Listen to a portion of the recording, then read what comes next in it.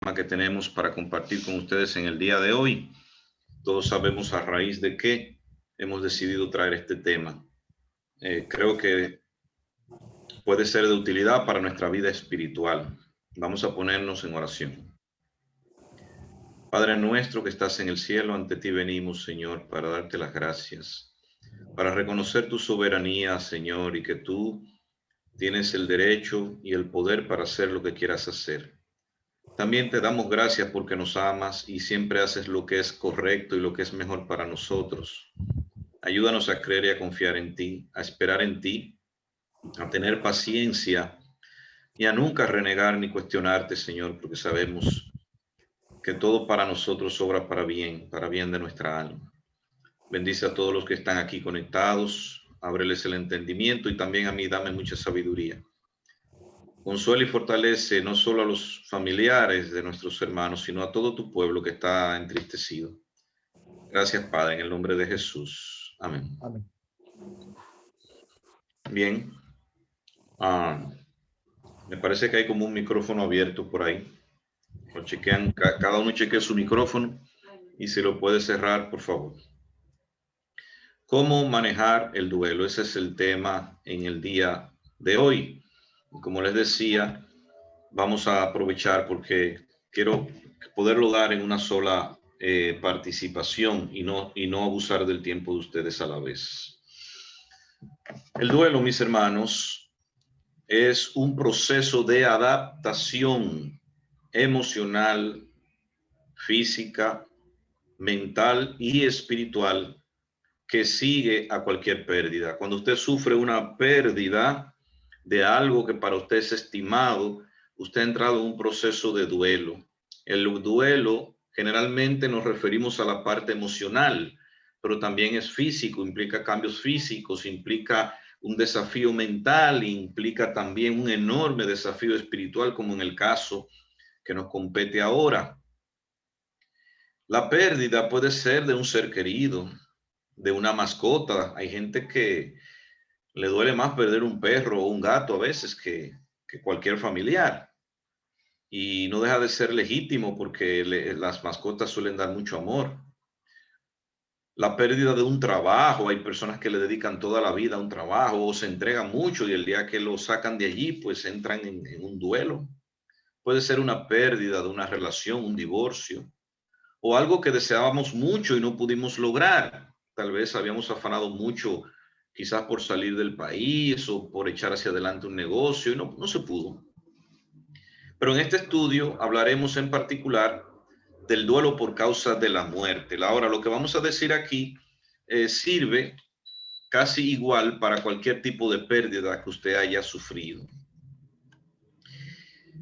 En cuanto a la muerte, Santiago 2:26 nos define de manera muy sencilla lo que es la muerte. Dice, como el cuerpo, porque como el cuerpo sin espíritu está muerto, así también la fe sin obras está muerta. Es un texto que está escrito para hablar acerca de la fe viva y de la fe muerta, pero en el proceso nos enseña que cuando el cuerpo se separa del espíritu, se produce la muerte física. Es decir, que cuando estamos frente a un cadáver, lo que vemos es que su espíritu, el aliento de Dios que había en él, se ha ido. Recuérdense que Génesis 2:7 nos muestra cómo Dios creó al hombre del polvo de la tierra y luego sopló en sus narices aliento de vida y vino a ser el hombre un ser viviente. Así que cuando el espíritu abandona el cuerpo, llega la muerte física. Pero nosotros como seres humanos fuimos hechos para vivir para siempre. Por eso la muerte no es algo que todavía lo podamos aceptar. En todos los siglos y milenios que tiene la raza humana, la muerte sigue siendo un tema difícil, inaceptable. ¿Por qué? Bueno, porque fuimos hechos para vivir para siempre. Dice Eclesiastés 3:11 que Dios puso eternidad en nuestro corazón, pero lamentablemente después del pecado, la vida del hombre se redujo. Por ejemplo, el caso de Adán, para que ustedes vean que el hombre vivía mucho, aún después de pecar, todavía la raza joven vivía mucho. Adán vivió 930 años. Matusalén, estas son representaciones, vivió 969 años. El ser humano que registra la Biblia que más vivió. de Noé se nos informa que vivió 950 años, pero cuando usted viene al hombre moderno, la Biblia dice que sus días son 70 y en los más robustos 80. Algunos sobrepasan este promedio, pero en nuestro país el promedio de vida de un varón es 78 años y de una dama es 82, es decir que andamos entre los 70 y los 80. Todavía, mis hermanos, a casi 4.000, 3.000 años de que se hayan escrito las palabras del Salmo capítulo 90. 70 los días del hombre sobre la tierra, son 70 en los más robustos 80. Es decir que fíjense cómo el pecado ha ido reduciendo los años de vida del hombre sobre la tierra, un hombre que había sido hecho para vivir eternamente. El texto que lo explica es este, Romanos 5:12, dice, por tanto, como el pecado entró en el mundo por un hombre, ustedes saben, por Adán y Eva, y por el pecado entró la muerte, así la muerte pasó a todos los hombres por cuantos todos pecaron. La muerte es una palabra que entra en el diccionario del ser humano después del pecado. El pecado es lo que introduce la muerte. Cuando no había pecado, no había muerte.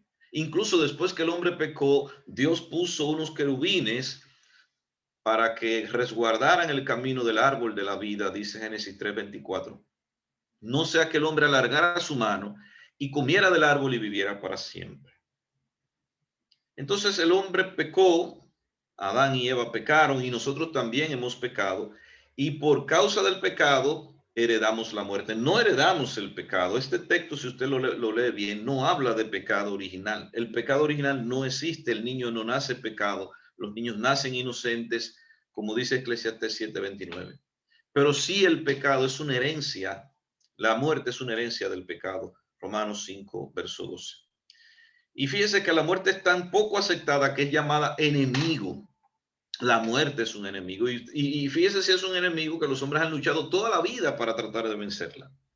Dice 1 Corintios 15:26 que el último enemigo que Cristo vencerá es la muerte, según 1 Corintios 15:26. Ya él la venció personalmente cuando resucitó de los muertos, pero cuando él venga por segunda vez a buscar su pueblo, la destruirá completamente, como dice Apocalipsis capítulo 20, que la muerte y el Hades serán arrojados al lago de fuego y ya no existirán más. Importante sobre cómo sobrellevar el duelo, perdón. Es necesario entender el duelo porque eso lo hace menos difícil. Cuando usted va al médico y lo van a operar, el médico le dice, mire, le vamos a poner ahora una inyección, eso es para dormirlo. Usted va a sentir un pullón, luego va a sentir un dolorcito. Usted sabe que va a sentir todo eso, pero se prepara mentalmente. Así que para nosotros saber con qué nos estamos enfrentando, es bueno saber las fases del duelo.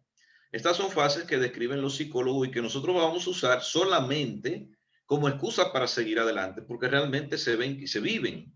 Estas son las etapas del duelo. Primero está la crisis, cuando llega la noticia, ¿verdad? Esa noticia que nos cambia la vida, esa llamada que no vamos a olvidar nunca.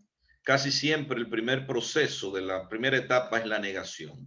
No, esto no puede estar pasando, ¿verdad? Luego viene la indiferencia, enojo o ira. La vamos a ver ahorita un poquito más detallada. Viene la molestia, viene la iracundia. Viene luego la etapa de la negociación. Luego de la negociación, cuando se ve que ya no se puede negociar con la muerte, entonces viene la depresión.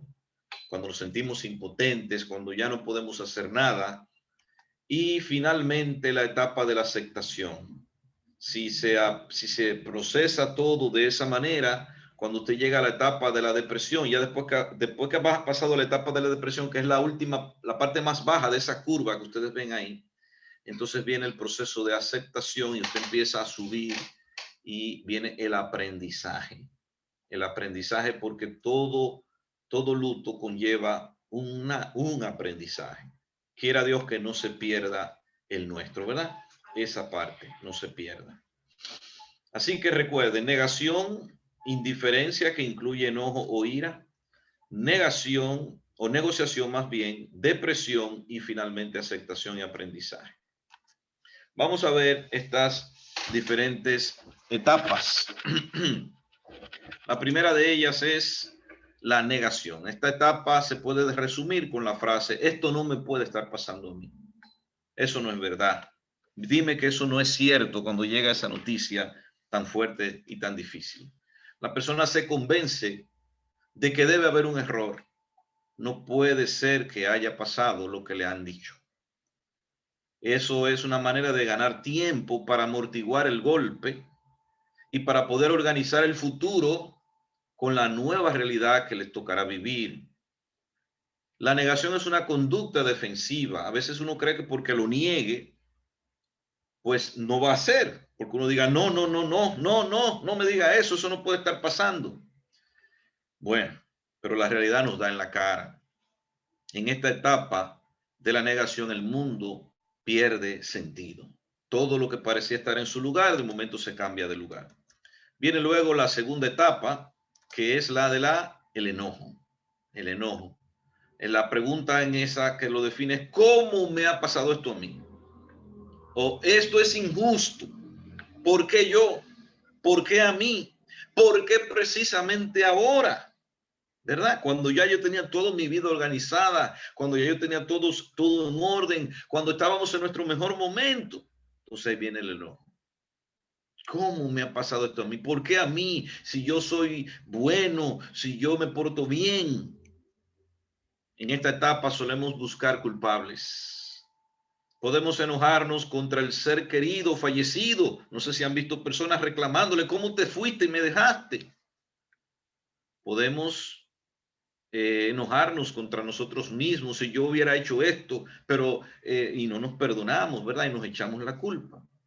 Podemos echarle la culpa a algún amigo o a algún familiar. Incluso nos enojamos con objetos inanimados. Ese carro que yo no quería que tú compraras, ese motor que a mí nunca me gustó, esa pistola que yo te decía que la botaras, esa botella de alcohol, etcétera, etcétera. Es una etapa en que necesitamos dejar salir ese enojo. No es extraño que también culpemos a Dios en esta etapa, y es una etapa muy muy delicada, porque podemos decir cosas y hacer cosas de las cuales luego nos arrepintamos. Viene luego la etapa de la negociación. En esa etapa decimos: ¿y qué hubiera sucedido si yo hubiera hecho esto? O si él no hubiera hecho aquello, o si fulano no lo hubiera prestado, o si Perencejo no lo llama, o si Sutanejo no lo saca de su cama, o no la saca de su cama. Entonces esta etapa va entre aceptar: ya usted no está negando el hecho, pero se resiste a lo que ha pasado. En secreto el doliente busca hacer un trato con Dios para que su ser querido, fallecido o enfermo, con una noticia de una posible muerte, regrese a cambio de un estilo de vida reformado. Mira, Señor, si tú me lo curas, si tú me lo sanas, yo te prometo que yo me voy a consagrar. Y entramos en esa etapa de negociación.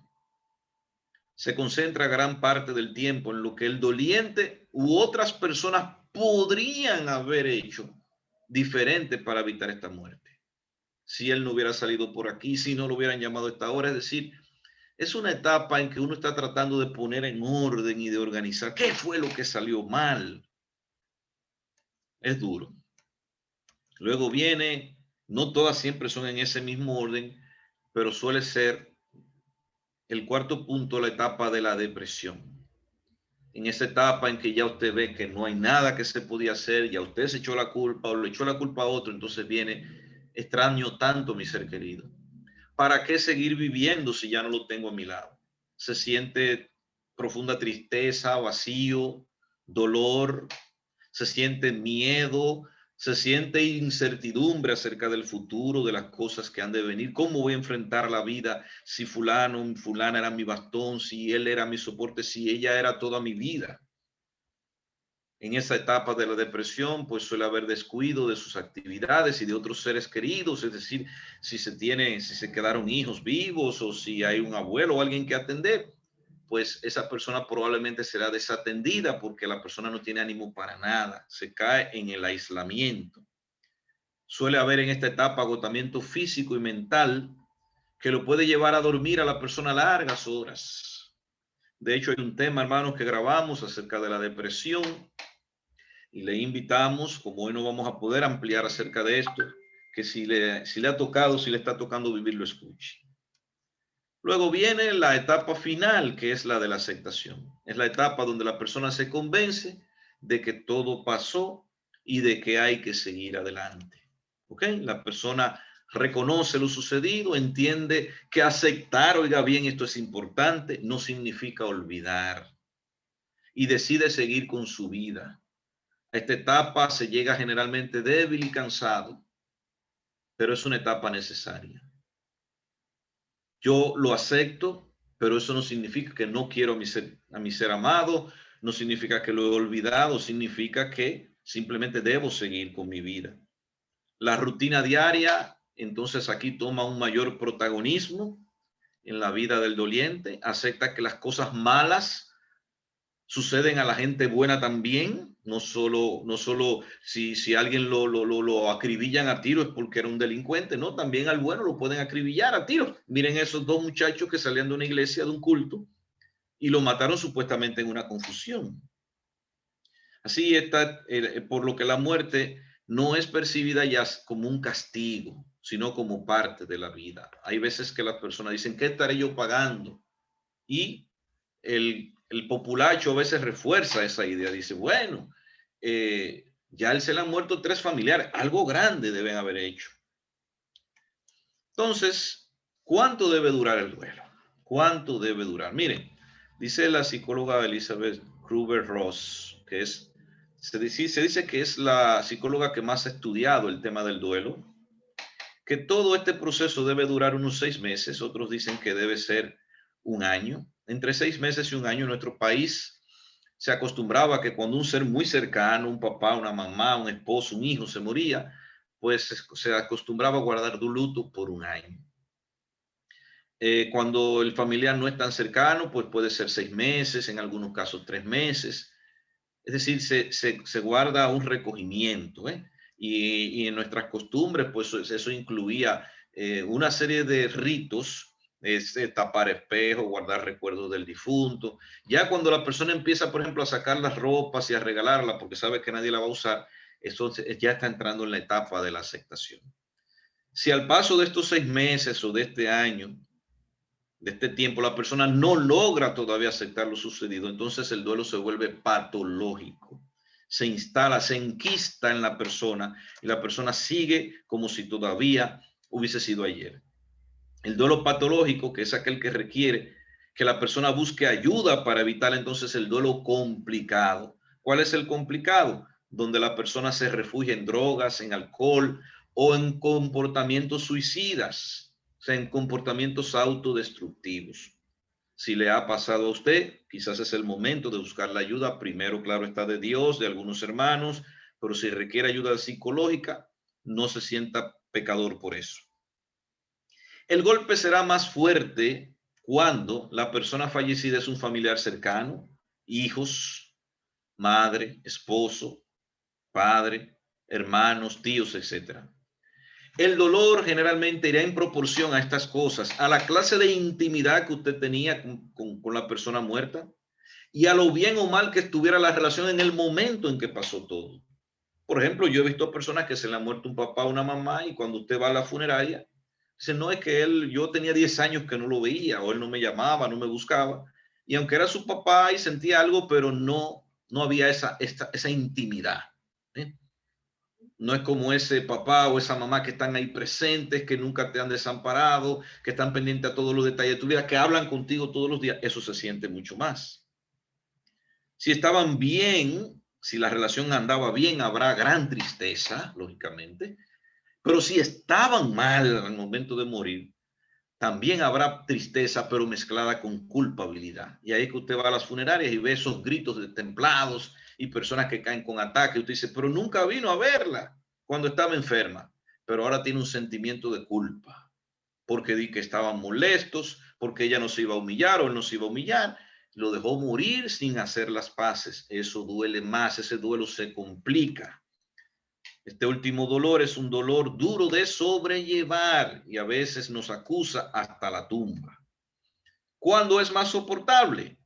Bueno, si hubo la oportunidad de preduelo, es más soportable. ¿Qué es preduelo? Preduelo es cuando la persona que muere tuvo una enfermedad o un periodo de convalecencia y hubo tiempo de expresarle amor, de despedirse, ¿entiende? De llorar con él, de expresarle todo lo que usted lo quería. Es más soportable si hay apoyo de familiares cercanos, de amigos, de la comunidad en general, de la iglesia. Es más soportable si la persona tiene fe en Dios y tiene esperanza en el más allá. Esto no tiene comparación. O sea, que usted crea en Dios, que usted crea en Cristo, que usted espera una vida más allá. Mis hermanos, ahora mismo lo que nos consuela a nosotros es saber que en todo esto nuestros hermanos se fueron con Cristo. Ese es nuestro consuelo. Ese es nuestro consuelo.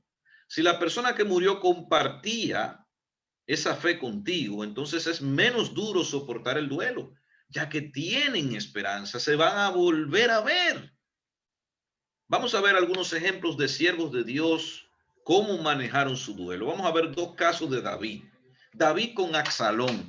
Este hijo de David, David lo amaba mucho, pero era un muchacho rebelde y malcriado. Se fue contra David, lo derrotó, lo hizo huir del trono y los siervos de David lo persiguieron. Y fíjense qué pasó. Segunda de Samuel 18, 32 y 33. ¿Qué me dices del joven Absalón?, preguntó el rey. Eso es cuando ya se define la batalla. ¿Se encuentra bien? Y el etíope le contestó que todos sus enemigos, mi señor el rey, ahora y en el futuro, corran con la misma suerte que este joven. O sea, le está diciendo, este muchacho está muerto. Entonces el rey se sintió abrumado por la emoción. Subió a la habitación que estaba sobre la entrada y se echó a llorar. Y mientras subía, clamaba: oh, hijo mío, Absalón, hijo mío, Absalón. Si tan solo yo hubiera muerto en tu lugar, oh, Absalón, mi hijo, mi hijo. Esto es lo que se llama un llanto complicado. Porque Absalón y David no se habían manejado bien, no se habían llevado bien. Absalón incluso mató a un hermano, a un hijo de David, a otros de sus hermanos, Abnón. David lo había desterrado y hacía tiempo que no se veían ni se trataban, así que Absalón acumuló un resentimiento contra su padre. Su hijo lindo, su hijo amado, lo persigue, duerme con sus mujeres en público y ahora lo traen muerto. Y a David siente todo el peso de no haber manejado bien esa relación. Mis hermanos, que no nos pase a nosotros. David se lamenta. Incluso sus soldados tienen que reclamarle y decirle: parece que si hubiésemos muerto nosotros, tú estarías contento si él estuviera vivo. Pero era un duelo complicado. Pero David también durmió con Betsabé y la embarazó, y esa no era su mujer, y quedó embarazada. Entonces David rogó a Dios por el niño, porque Dios le castigó. Y ayunó David y entró y pasó la noche acostado en tierra. Y se levantaron los ancianos de su casa y fueron a él para hacerlo levantar de la tierra. Mas él no quiso, ni comió con ellos pan. Y al séptimo día murió el niño. Y temían los siervos de David hacerle saber que el niño había muerto, diciendo entre sí: cuando el niño aún vivía, le hablábamos y no quería oír nuestra voz. ¿Cuánto más se afligirá si le decimos que el niño ha muerto? No se atrevían a darle la noticia a David. Hay gente que dice: no le diga que se murió. Pero se atreve a darle un infarto. Sabemos, hay personas que tienen una salud delicada, pero nosotros no debemos ser del tipo de personas de que no se lo diga a fulano, porque por todo nos impresionamos. Pues mire cómo reaccionó David. Mas David, viendo a sus siervos hablar entre sí, entendió que el niño había muerto. Por lo que dijo David a sus siervos: ¿ha muerto el niño? Y ellos respondieron: ha muerto. Entonces David se levantó de la tierra y se lavó y se ungió y cambió sus ropas y entró a la casa del Señor y adoró. Después vino a su casa y pidió, y le pusieron pan y comió. Eso es resiliencia. Y le dijeron sus siervos: ¿qué es esto que has hecho? Por el niño viviendo aún ayunabas y llorabas, y muerto él te levantas y comiste pan. Y él respondió, oiga bien que respondió David: viviendo aún el niño, yo ayunaba y lloraba diciendo, ¿quién sabe si Dios tendrá compasión de mí y vivirá el niño? Mas ahora que ha muerto, ¿para qué he de ayunar? ¿Podré yo hacerlo volver?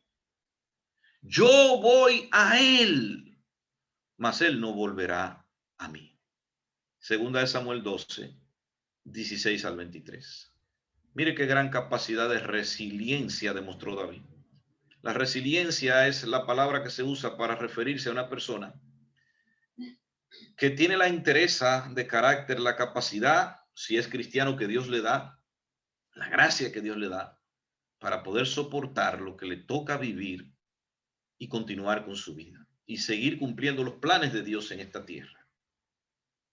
No se lo digan, porque imagínate, tiene 7 días que no come. Si le decimos que el niño se ha muerto, se morirá con el niño. Pero David entendió que ya no valía la pena seguir ayunando. Él lo hacía para ver si el Señor tenía misericordia de él, pero el Señor tomó una decisión y se lo llevó. Así que rápidamente, mire cómo David vivió su duelo rápido. Lo aceptó, se levantó, se bañó, se ungió. Primero fue al templo a adorar y luego fue a su casa y dijo, deben de comer. ¿Por qué? Porque David sabía que tenía un proyecto por delante. David era un rey. Si se caía, su nación también se podía caer. Y de eso vamos a hablar dentro de un momento. El duelo de los siervos de Dios fue la vida de Sara, 127 años. Tanto fueron los años de la vida de Sara. Y murió Sara en Kiriat Arba, que es Hebrón, en la tierra de Canaán. Y vino Abraham a hacer duelo por Sara y a llorarla. Fíjense, y él sacó ese tiempo para eso. Después de esto sepultó Abraham a Sara, su mujer, en la cueva de la heredad de Macpela, al oriente de Manre, que es Hebrón, en la tierra de Canaán. Y quedó la heredad y la cueva que en ella había de Abraham como una posesión para sepultura recibida de los hijos de Het. Génesis capítulo 23, puede leerlos todo completo. Pero fíjense que Abraham vino para hacer duelo por Sara y para llorarla. Su amada esposa, la que le había dado a luz a su hijo Isaac, con la que había compartido toda una vida. Sacó el tiempo para llorarla.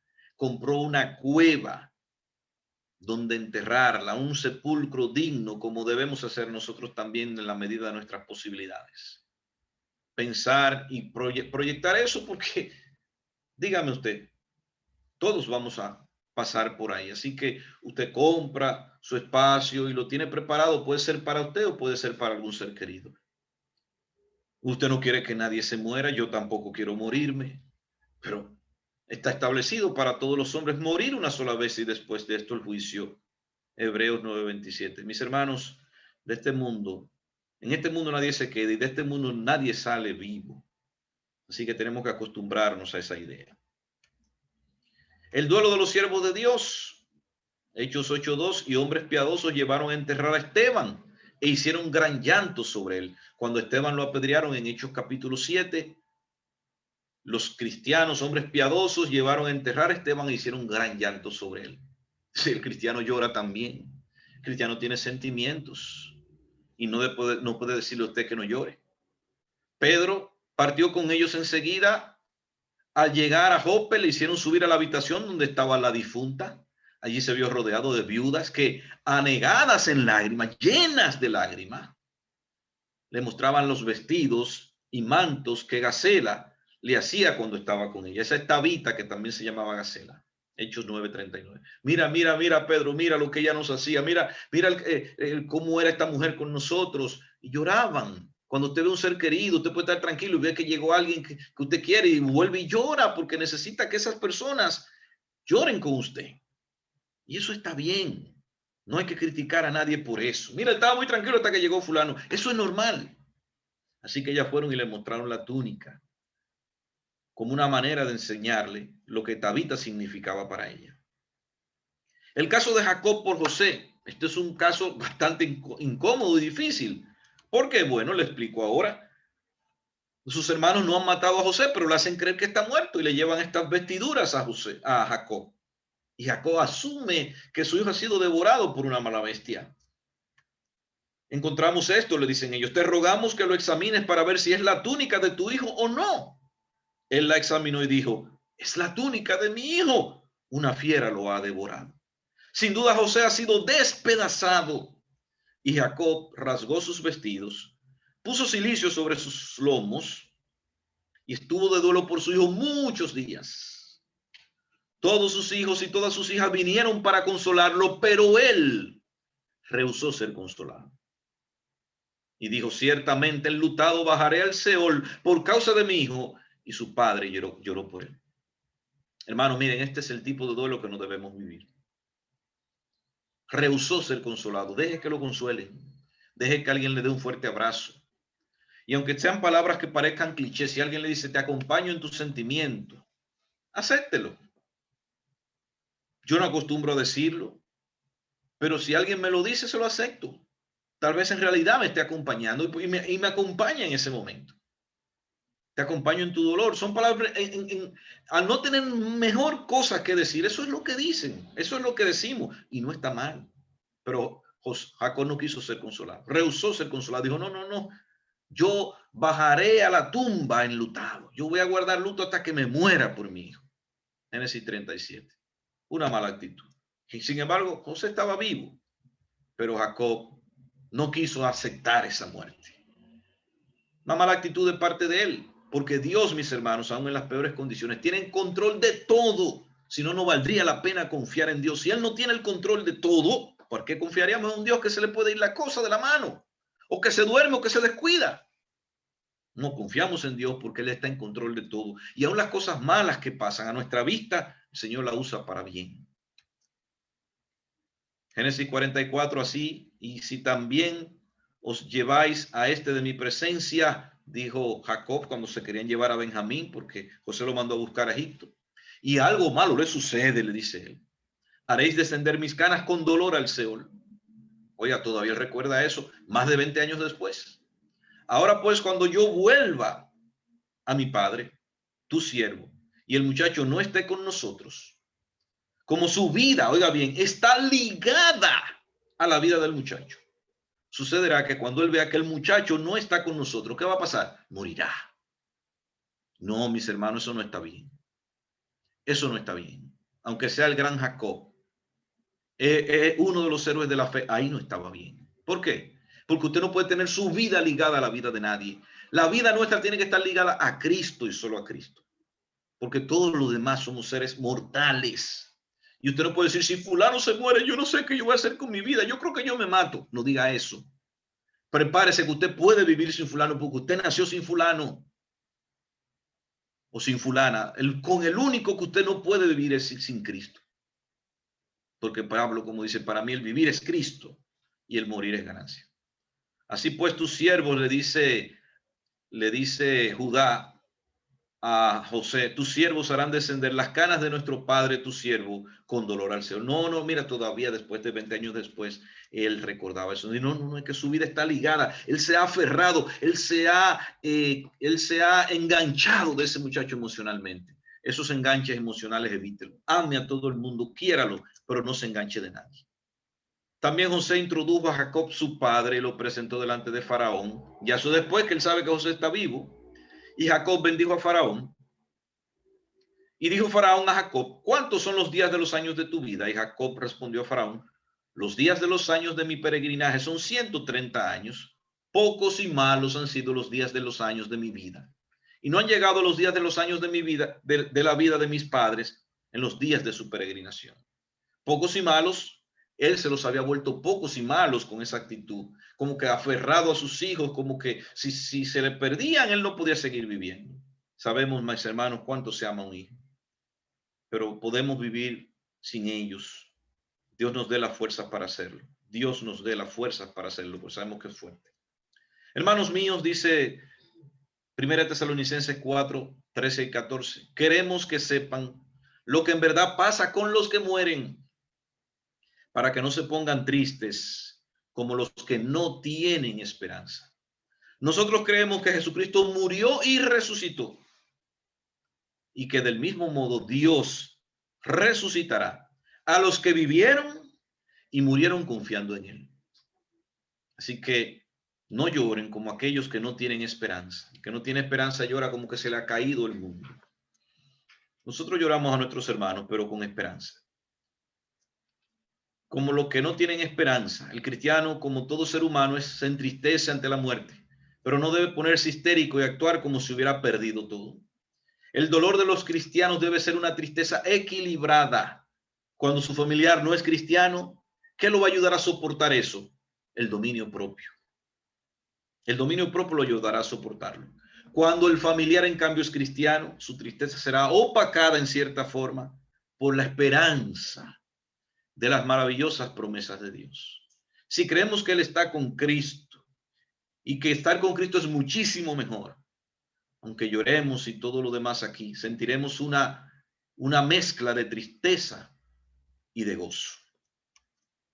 Esta actitud le ayudará a evitar los efectos debilitantes del duelo prolongado.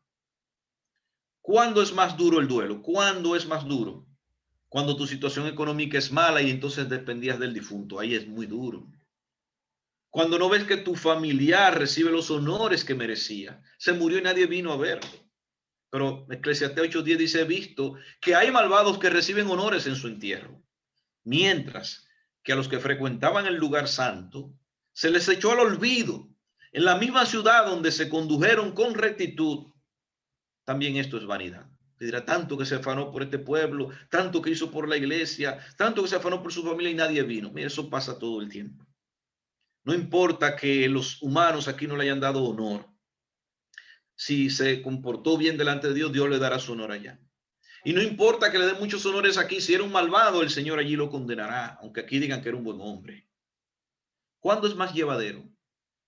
Es más llevadero cuando tu relación con Dios está en un buen momento. Ahí, como Job, que no solamente estaba pendiente a todas las cosas de Dios, sino hasta la de sus hijos. Y cuando sus hijos hacían fiesta, los llamaba, los santificaba y hacía sacrificios por ellos y decía, cuidado, no es ser que hubieran cometido un pecado. O estaba consagrado. Por eso cuando le llegó lo que le llegó, en tan buen momento espiritual, pudo decir lo que dijo. Al llegar a ese punto, Job se levantó, se rasgó las vestiduras, se rasuró la cabeza, símbolo de dolor, de pena, de luto, y luego se dejó caer al suelo en actitud de adoración. Entonces dijo, desnudo salí del vientre de mi madre y desnudo he de partir. El Señor ha dado, el Señor ha quitado. Bendito sea el nombre del Señor. A pesar de todo esto, Job no pecó, ni le echó la culpa a Dios. Importante. Job no sabía lo que estaba pasando, pero no le echó la culpa a Dios. Dijo, Jehová Dios, Jehová quitó. En realidad el Señor no era el que le había quitado eso, porque solamente permitió que Satanás lo hiciera. Satanás pidió permiso, pero dijo, tú lo tienes rodeado, tú no dejas que lo toque, tócalo para que tú veas. El Señor le permitió. Como le dijo Jesucristo a Pedro, Pedro, Satanás me está pidiendo permiso para tocarte, para zarandearte, y yo estoy orando por ti. Es decir, el Señor no evita que seamos tocados. Y tú como cristiano tienes que saber que el diablo te tiene en la mira. Y quizás le estás pidiendo permiso a Dios para tocarte. Y no pienses que el Señor te tiene protegido, porque él dice, no puedo tocarlo porque tú lo tienes protegido. Pero en algún momento y para algún propósito superior, el Señor puede permitir que tú seas tocado. Claro que tú no lo entiendes, ni yo mismo lo entiendo, pero el Señor sí lo sabe y algún día lo entenderemos. Así que Job aceptó lo que le tocó vivir, que ni usted ni yo lo hemos vivido, porque lo dejó si fue verdaderamente grande. Todo junto en un mismo día.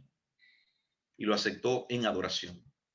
Es más llevadero cuando tienes a Dios como el único imprescindible en la vida y estás consciente que todo y que todos son pasajeros, somos pasajeros. Es más llevadero cuando tienes muchas ocupaciones que te obligan a trabajar y a llevar una rutina, que fue el caso de David. David no podía tirarse meses y meses a llorar y a lamentarse porque tenía una nación que gobernar. Así que si estamos ocupados, si tenemos gente que atender, si tenemos obligaciones que pesan sobre nosotros, aunque sea sin ánimo, habrá que hacerlas. Y esa rutina nos ayudará a dispersar nuestra mente en otras cosas y no estar tan concentrados en lo que hemos perdido. Será más llevadero cuando estás cumpliendo tu ministerio en la obra de Dios, cuando tienes que ir a hacer una visita, cuando tienes a alguien a quien predicarle. Ahí es que tienes que sacar de donde no hay. Cuando hay gente que comparte tu dolor y te deja expresarte. Cuando hay gente que se sienta contigo a oírte y que te comprende y que te abraza con cariño. Cuando te tienes que ocupar de los vivos es más llevadero. ¿Qué debo decir y hacer si estoy pasando por el dolor? Yo soy el que he perdido un ser querido. ¿Qué debo decir y hacer cuando estoy pasando por ese momento? Si eres el doliente, habla sobre el duelo. Habla con familiares, habla con amigos de confianza, habla con hermanos en la fe. Que tu pérdida no se convierta en un tema tabú. No, no, no se le puede hablar de eso. Aceptar lo ocurrido es importante y oír diferentes puntos de vista te ayudará a superar el sentimiento de culpa y el sentimiento de aislamiento. Te sentirás comprendido. ¿Qué debes hacer? Acepta tus sentimientos. Es normal que el duelo lleve aparejado un sinfín de emociones que tú mismo no entiendes. Desde tristeza, agotamiento, dolor, rabia. Acéptalas todas, vívelas todas, pero trata de que no se instalen en tu vida. Trata de que sean solo temporales. Si eres doliente, rememora la vida del ser amado que has perdido. Tu hijo, tu hija, tu esposo, tu esposa, tu hermano, tu hermana, no solo se define por el momento en que lo has perdido. No tienes que solamente enfocarte en ese momento. Recuerda todo el amor que tuvo contigo, los momentos felices que vivieron juntos. Pide ayuda profesional si lo necesitas, pero primero tienes que buscar la ayuda del Señor. Ten cuidado con achacarle a Dios la autoría de cualquier decisión o de cualquier evento. A su tiempo el Señor lo revelará todo. Él no está obligado a decirte por qué o para qué permitió lo que pasó. Mientras tanto, no le eches la culpa como el hombre aquel que dijo, fuego del cielo, fuego de Dios cayó y destruyó. Él no sabía que eso no venía de Dios. No venía de Dios, pero se lo echó la culpa a Dios. Si soy amigo del doliente, si usted es el amigo y lo va a visitar, haga esto. Tenga cuidado con decir, Dios lo quiso así. Esa es la voluntad de Dios. Tenga cuidado porque usted no sabe si Dios simplemente lo permitió. No esté diciendo Dios lo quiso así porque ¿quién quiere asociarse con un Dios que quería que pasaran cosas tan atroces? Dios no quiere el pecado. Dios hizo un mundo perfecto donde todo era bueno en gran manera. Génesis 1:31. El pecado es el que lo ha dañado todo. Cuidado con decirle que no llore. Hay que ser conforme. No, tiene que ser. Déjelo que llore. Déjelo que se desahogue. Usted quiere que se ahogue con todo eso por dentro. Si vas a decir algo del difunto, que sea algo bueno. Este no es momento para tú decir, mira, y eso, que él tenía 4 mujeres por ahí, deja eso para después. O nunca lo digas más. No es momento para usted estar diciendo lo malo que él era. Si sabes algún secreto de algo que no es bueno, guárdatelo hasta la tumba. No cambies la percepción que la persona tiene acerca de su difunto. A menos que la persona desee hablar, oiga bien, si usted lo va a visitar y él quiere hablar, no lo haga repetir todo lo que pasó. ¿Por qué? Porque vuelve a vivirlo y vuelve a sufrirlo. Si la persona ha decidido hablar, si usted lo ve que él está hablando, no lo interrumpa entonces. Y mucho menos para contar una historia tuya. No, porque mira, a mí me pasó lo mismo. Una historia que al doliente en ese momento no le interesa oír. Es él el que está sufriendo. Si eres cristiano, cuidado con canciones y lecturas que utilizas.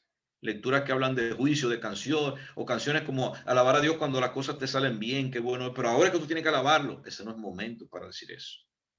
O decirle que a los que no sirven a Dios se van de cabeza para el infierno. Esas no son palabras de consuelo. No, eso no trae ningún consuelo. ¿Qué debes hacer si eres el amigo? Es momento para oír sin interrumpir y motivar a la persona a que se desahogue, haciéndole preguntas sencillas que lo inviten a dar detalles de lo que pasó. No es momento para desahogarte o para hablar de tus males. Olvídate por ti de un día, por lo menos. Si el familiar del hermano no era cristiano, tenga cuidado de hablar de su destino eterno o de decir que todo lo que Dios hace tiene un propósito. ¿Qué propósito puede él encontrar en eso? Nunca compare los dolores. Nunca diga, no, porque a ti se te murió un tío, pero mira, tú no sabes lo que es una madre. No compare dolores. Usted puede tener una relación más íntima con un tío que el otro con un papá. Tampoco digas o sugieras que la persona no sabe lo que es sufrir, porque su pérdida no fue tan grande como la tuya. Yo sí sé lo que es sufrir. Esas no son cosas que se dicen.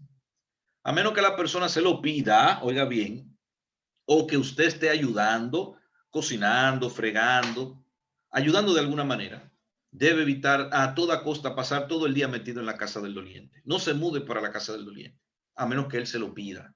¿Por qué? Porque encima de su dolor no lo dejan descansar, no lo dejan llorar, no lo dejan vivir su duelo. Si él te dice, ay, manito, no te vayas, entonces usted se queda. Evite ir con perfume, ropa ostentosa o apariencia de descuido. Si has tenido la pérdida de un familiar que todavía te duele mucho, ten cuidado si en lugar de consolar lo pones peor. La hermana Ingrid y yo tuvimos que ver una situación muy dolorosa cuando nuestra hermana Elena Moreno perdió a sus 2 hijos en un trágico accidente. Una señora fue a visitarla y parece que hacía poco que también había tenido una pérdida. Pues todo se trató de la señora, incluso se puso mal allí. Un evento terrible. Si usted está en una condición tan precaria, mándele a decir una nota diciéndole, mira, estoy contigo, pero no te puedo ir a visitar ahora porque estoy muy herido y no vaya y haga un show. Si no sabes qué decir, mejor no digas nada. Un abrazo sincero, quedarse en un silencio reverente con el doliente puede ser tu mejor ayuda. Los amigos de Job se sentaron en silencio 7 días con él, mírelo ahí. Elifaz, Bildad y Sofa, al ver la tragedia que le había pasado a Job, fueron a visitarlo y 7 días estuvieron con él sin decir nada. Así se sentaron con él en la tierra por 7 días y 7 noches y ninguno le hablaba palabra porque veían que su dolor era muy grande. Job 2:13. Miren, mis hermanos, si ellos lo hubieran dejado ahí, hubieran sido los mejores amigos de la Biblia. Pero luego se pusieron a hablar y se pusieron a decir cosas que no convenían. Tenga cuidado con lo que habla. No tiene que decir algo si no tiene nada que decir. Y ya casi terminando, mis hermanos, Jesús también sabe lo que es el dolor. María, cuando llegó a donde estaba Jesús, al verle, se postró a sus pies diciéndole, Señor, si hubieras estado aquí, no habría muerto mi hermano. Jesús entonces, al verla llorando y a los judíos que la acompañaban también llorando, se estremeció en espíritu y se conmovió. Y dijo, ¿dónde le pusieron? Le dijeron, Señor, ven y ve. Jesús lloró. Dijeron entonces los judíos, mirad cómo le amaba. Juan 11, 32 al 36. Hermanos, el Señor se conmueve al vernos sufrir. No era plan de Dios que sufriéramos, ni siquiera que muriéramos. Se conmueve, llora con nosotros. Él está al lado de todo el que sufre y lo clama. Cercano está el Señor a los quebrantados de corazón y sana a los contrictos de espíritu, dice el Salmo 34, 18. Si usted está en este momento sufriendo, crea que Cristo también le duele y que llora con usted. Así que Jesús lloró con María y con Marta por la muerte de Lázaro. Qué bueno es saber que tenemos un Cristo que simpatiza con nuestros sentimientos, que sabe lo que es estar triste por la pérdida de un hermano, de un amigo, de un ser querido. Finalmente, pesar del cristiano por el perdido. Con Cristo de testigo hablo con toda veracidad. Mi conciencia y el Espíritu Santo lo confirman. Tengo el corazón lleno de amarga tristeza e infinito dolor por mi pueblo. Mis hermanos judíos, dice Pablo, yo estaría dispuesto a vivir bajo maldición para siempre, separado de Cristo, si eso pudiera salvarlos. Oiga hasta dónde llega Pablo, según Romanos 1, 9, 1 al 3. Si para que ellos se salven yo me tengo que perder, Pablo dice, yo estoy dispuesto. Hasta ahí llegaba el amor de Pablo, pero no era cuestión de que él se diera a cambio de ellos. Ellos necesitaban tomar su propia decisión. Así que mis hermanos, que esto nos estimule a orar por los que no han aceptado a Cristo todavía, a predicarles, seamos diligentes, démosle ejemplo, que ellos vean a Cristo en nosotros. Y así no tendremos que pasar nunca, o no puedo decir nunca, pero así haremos lo posible para no tener que ver a un ser querido morir sin Cristo. Que Dios les bendiga y consuele la vida de todo el que está dolido en este momento. La paz sea con ustedes.